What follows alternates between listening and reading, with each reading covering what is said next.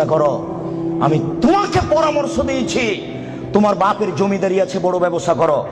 টাকা কম আছে কলা বিক্রি করে খাও, তার চেয়ে টাকা কম আছে চকলেট বিক্রি করে খাও।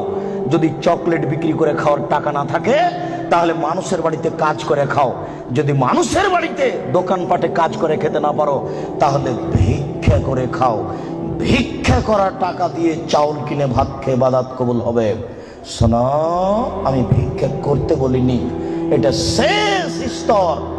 ভিক্ষা করা টাকা দিয়ে চাউল কিনে ভাত খেয়ে ইবাদত কবুল হবে। শোনো, ভিক্ষা করা টাকা দিয়ে চাউল কিনে ভাত খেয়ে ইবাদত কবুল হবে। যৌতুকের টাকা দিয়ে চাউল কিনে ভাত খেয়ে ইবাদত কবুল হবে না। নাপিতকে ঘর ভাড়া দিয়েছ, ওই টাকা দিয়ে চাউল কিনে ভাত খেয়ে ইবাদত হবে না। নাপিত দাড়ি চাঁচে। এদেশের কোন ব্যাংকে চাকরি করে সেই টাকা দিয়ে চাউল কিনে ভাত খেয়ে ইবাদত